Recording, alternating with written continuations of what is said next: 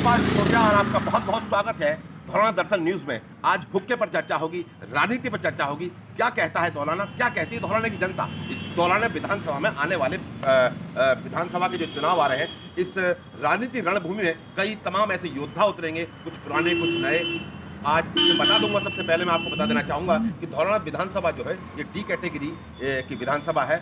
यहाँ पर कहा गया है कि खीर पकाई जतन से चरखा दिया चला है और आया कुत्ता खा गया तो बैठी ढोल बजाए। तो पता नहीं, मेरा कहना ये भी सही नहीं रहेगा कि ऊँट किस कल पर बैठेगा। ये बिल्कुल सत्य बात है। हमारे बीच में हमारे मेहमान हैं दैनिक जागरण से वरिष्ठ पत्रकार राहुल सिंह और किसान यूनियन के नेता हैं हमारे साथ में जिला अध्यक्ष जी हैं शिव कुमार राणा जी। तो आइए चर्चा करते हैं। सबसे पहले मैं रुक करूंगा राहुल सिंह से कि सर कैसा माहौल बनेगा यहाँ पर और क्या कहेगी धौलाना की जनता और कैसे समीकरण बनेगा। देखिए, धौलाना विधानसभा जो है चर्चाओं की विधानसभा है। जब 2012 में इसका सृजन हुआ था तो यहाँ से विधायक बने थे धर्मेश तोमर और वह समाजवादी टिकट पर चुनाव लड़ा था। उस समय पूरे एनसीआर में वही एकमात्र विधायक थे समाजवादी पार्टी से और उनका अपना एक जलवा था उस समय। वर्तमान में जो धौलाना विधानसभा है उस पर 3 पार्टियां प्रमुख रूप से अपना दावा ठोक रही हैं। वर्तमान विधायक असलम चौधरी जो पिछली बार बसपा के टिकट पर यहाँ से विधायक चुने गए थे, अब उन्होंने समाजवादी पार्टी में वो चले गए हैं और उम्मीद है कि शायद समाजवादी से उन्हीं को टिकट मिले। और जो सबसे बड़ा जो घमासान मचा हुआ है वो भाजपा में मचा हुआ। भाजपा में पिछली बार जो पूर्व सांसद थे गाजियाबाद के रमेश चंद्र तोमर, जो उससे पहले कांग्रेस में थे, उनको एकदम से टिकट देकर अचंभित कर दिया था और वह मात्र 3000 वोटों से असलम चौधरी से चुनाव हारे थे। परंतु जो पूर्व विधायक थे धर्मेश तोमर, वह भी तीसरे नंबर पर रहे थे और उनको भी अच्छी खासी वोट मिली थी। इस बार जो भाजपा में घमासान है, धर्मेश तोमर जो अब वर्तमान में भारतीय जनता पार्टी में आ चुके हैं, YP सिंह है, रमेश चंद्र तोमर है और तो चौथा नाम सबसे तेजी से जो उभरा क्षेत्र में है अजीत तोमर का। तो देखना यह है कि भारतीय जनता पार्टी किसे टिकट देती है, क्योंकि अगर भारतीय जनता पार्टी वही अपने पुराने ढर्रे पे रहेगी कि 10-20 दिन पहले हम टिकट घोषित करेंगे और फिर उसको मौका देंगे, तो शायद ये सीट उनके लिए बड़ी मुश्किल रहेगी। उनको कम से कम 2 महीने का समय, 2 से 3 महीने का समय प्रत्याशियों को देना चाहिए चुनाव लड़ने के लिए, तब जाके भारतीय जनता पार्टी से मजबूती से चुनाव लड़ सकती है। राहुल जी, एक छोटा सवाल करूंगा मैं आपसे कि भारतीय जनता पार्टी की बात नहीं करता हूं मैं, भारतीय जनता पार्टी को एक साइड में रख दीजिए। आप सबसे बड़ी 2 चेहरे यहाँ पर ऐसे थे कि आपने देखा होगा कि आप रमेश चंद्र तोमर जो पूर्व सांसद रहे हैं, कांग्रेस को छोड़कर एंड टाइम पे उन्होंने एक ऐसा काम किया था जो भारतीय जनता पार्टी के लिए कह सकते हैं कि एक जैकपॉट था। वो तमाम जो एकदम उसी दिन टिकट उन्होंने कांग्रेस छोड़कर बीजेपी ज्वाइन करी।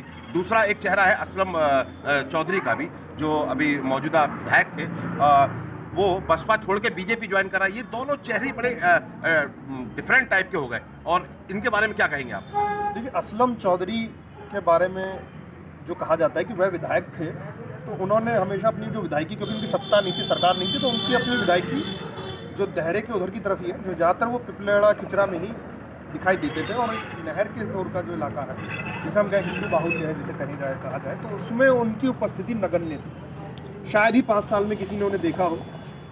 और दूसरी बात यह है कि जो नहीं, सीधा सीधा आप ये बता दीजिए कि बस क्या फाइट में हैं लोग। तो ये भी कह रहे हैं कि धौलाना की जनता, कहीं में हम लोगों ने अपना खुद का पर्सनल सर्वे किया है कि जब इधर की तरफ क्षेत्र में आते हैं, जब साटा 84 की तरफ आते हैं, तो बोले असल में कहीं फाइट में ही नहीं है। हाँ, ये ऐसा है कि अभी इस विधानसभा में ये कहा जा रहा है कि जो मॉमडन वोट है काफ़ी बड़ी मात्रा में, करीब 1-1.25 लाख के करीब वोट है, 1.5 लाख के करीब भी हो सकती है, मोटा अनुमान 1.25 लाख के करीब है। तो उसमें ये कहा जाता है कि वो एक तरफा जो है मुस्लिम समाज की जो वोट है वह असलम चौधरी की। पर यहाँ पे कैच ये है कि जो कन्वर्टेड राजपूत मुस्लिम्स हैं जो उधर के गाँव हैं, वहाँ हर गाँव में जैसे होता है आमतौर पर, हर गाँव में 2-2 पार्टी बाजी है, तो वहाँ पर 2 धड़े हैं। उसमें एक धड़ा जो है असलम के साथ है, दूसरा धड़ा, अब ये देखना कि ये दूसरा धड़ा क्या भारतीय जनता पार्टी को मिल पाता है या फिर ये बसपा के साथ जाता है। तो अभी भी हम इस सीट पर बहुजन समाज पार्टी को नेग्लेक्ट नहीं कर सकते। वह शायद छुपा रुस्तम साबित हो। और जो बसपा के जो 3 नाम इस पर तेजी से उभर रहे हैं, वह है पहला हाजी मंसूर अली, जो पिपलाड़ा के प्रधान रह चुके हैं, शायद वर्तमान में है। दूसरा जो सबसे बड़ा नाम है बासित अली, और जो तीसरा नाम है जो क्षेत्र की जनता के लिए काफ़ी जाना पहचाना नाम है, वह है इस्ते प्रधान का। तो ये देखना है कि बहुजन समाज पार्टी किसे टिकट देती है और मुस्लिम समाज का जो रुख है वो देखिए, एक तरफ लोग कहते हैं एक तरफा है, पर एक तरफा होता नहीं है। हर गांव में पार्टीबाजी होती है और हर गांव में दो दो गुट हैं। कुल मिला के बहुत टिपिकल रहेगा चुनाव। हमारे बीच में किसान नेता, ये कह लो कि जिला अध्यक्ष हापुड़ जिले के शिव कुमार राणा जी बीच में बैठे। आपने देखा होगा देश और दुनिया के अंदर इस समय किसान आंदोलन चला था और वो तमाम चक्का जाम, आप दिल्ली की बॉर्डर सील, किसान अपने अपने मुद्दों को लेकर चला था और उसके बाद भी इनके कुछ जो मुद्दे थे, किसान कहीं ना कहीं सरकार बैकफुट पर आई। हमारे साथ में बीच में किसान नेता हैं, जिला अध्यक्ष हैं शिव कुमार जी। क्या लगता है इस बार ऊँट किस करवट बैठेगा इस राजनीति का? देखो जी, ऊँट इस कलवट बैठेगा कि अगर सरकार ऐसे ही रही और इन्होंने किसानों की नहीं मानी तो इनको पूरा झटका लगेगा, पूरा झटका लगेगा। अगर ये किसानों की बात नहीं मानते हैं और नहीं ये अपने उस बात पर अड़े रहते हैं तो इस वक्त बीजेपी को पूरा झटका देंगे। मतलब कुल मिला के ये कह देना बिल्कुल आसान होगा कि जोर का झटका धीरे से दे देगा। हाँ जी, तकड़ा झटका देंगे हम इन्हें। अगर ये हमारी बात को नहीं मानते तो हम इन्हें तकड़ा झटका देंगे। हटेंगे नहीं हम वहाँ बॉर्डर से।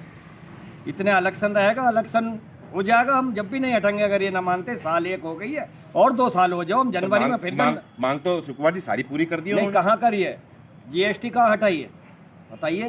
किसान का तो एक तरीके से ये होगा कि सारी लड़ाई सब किसान ही लड़ेगा। नहीं, किसान क्यों लड़ेगा? अब जो रेट गवर्नमेंट पास करती है वही रेट हम खरीदे। व्यापारी कम रेट में क्यों खरीदता है व्यापारी? मोदी जी ने तो एक बहुत बड़ा, जब आपने देखा होगा प्रेस कॉन्फ्रेंस करके एक बड़ा मैसेज छोड़ा था कि हमने हम किसानों को समझाने में असफल रहे हैं। कहीं ना कहीं हो सकता है हमारी कुछ कमी हो। हमने तमाम ये सारे बिल जो है वापस ले लिए हैं।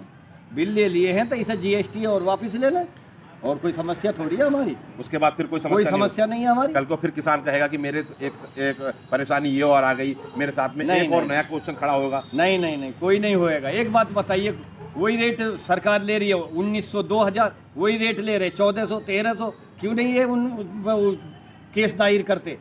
जो रेट लिखा दिया उस रेट पर ले व्यापारी। अच्छा, व्यापारी उस रेट पर ले जो सरकारी रेट लिखा रहा है इन्होंने। शिवकुमार जी, एक सबसे बड़ा सवाल ये पूछना चाहूँगा कि वाकई जो बॉर्डर पे बैठा था वो किसान लोगों का की खालिस्तानी है। तमाम टाइप के नारेबाजी दिए गए, लोगों ने इल्ज़ाम लगाए, सवालात खड़े करे। और ये बताइए कि ये जो ये कहा जा रहा है कि ये जितने भी दिल्ली बॉर्डर पे बैठे थे किसान नहीं थे, ये सब आड़ती थे, बड़े बड़े किसान नहीं थे, केवल आड़ती थे, ये बिजनेसमैन लोग बैठे थे। कुछ किराए के भाड़े के किसान वहाँ पर बिठाए गए थे जो बेरोजगार हैं कि आपको सैलरी देंगे, आपको केवल यहाँ पर बैठना है, बॉर्डर के ऊपर बैठना है। तो ये सत्य है ना? सत्य कैसे है? ये तो बदनाम करती है सरकार के। किराए पे आए हैं, ये वो आए हैं, किसान बैठे हुए हैं। वो किसान कैसा नहीं है?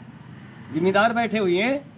कौन कहता किसान नहीं है? अब गवर्नमेंट कैसे ही तो अपना पीछा छुटाएगी। हो सकता है शिव कुमार जी, शायद मैं हो सकता है गलत हूँ, क्योंकि शायद हो सकता है किसान अब ज़्यादा हाईटेक बन गया हो मोदी जी की सरकार में। तमाम एसी लगे हैं उनके तंबुओं में, मैंने जाके देखा है। मैंने तमाम एसी लगे हुए हैं, बढ़िया बढ़िया फ्रीज लगे हुए हैं। उनका पहनावा ओढ़ा देख के ये कैसा टेंट है, कैसा? नहीं, एक बात बताइए, किसान क्या एसी में नहीं लौट सकता?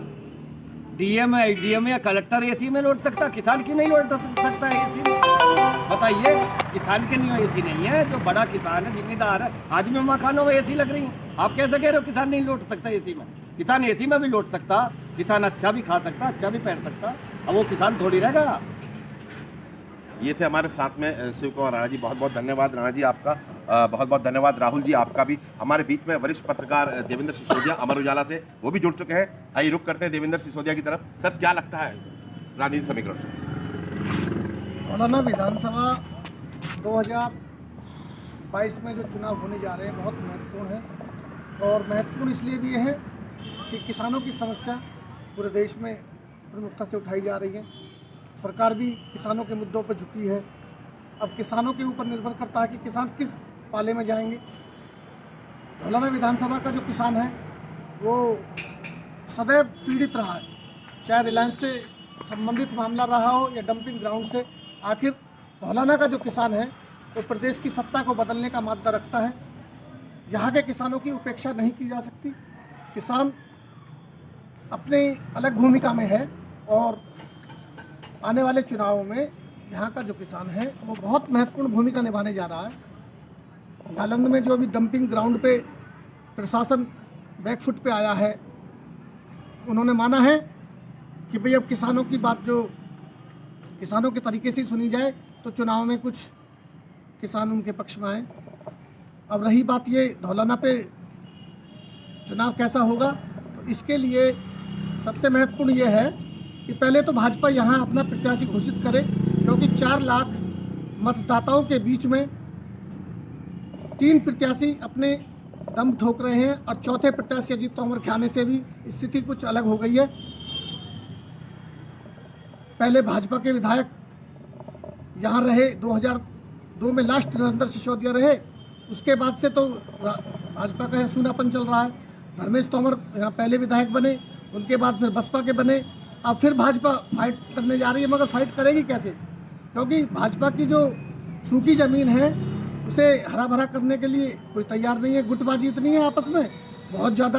तो पहले तो भाजपा को यहाँ सबसे पहले अपना प्रत्याशी घोषित कर दिया जाना चाहिए। जो भाजपा का बिखरा हुआ वोटर है वो एकजुट हो जाए, एक मंच पे आ जाए, और जब एक मंच पर आ जाएगा तब भाजपा यहाँ कुछ मजबूती दिखा सकती है। बिल्कुल मजबूती दिखा सकती है भाजपा यहाँ पर। देखिए एक बहुत बड़ा समीकरण निकल का है, ये कह लीजिए कि धौलाना विधानसभा पता नहीं ऊंट किस करवट बैठेगा, ये देखने वाली बात होगी। आप बने रहिए शिवपाल सिसोदिया के साथ धौलाना दर्शन न्यूज में।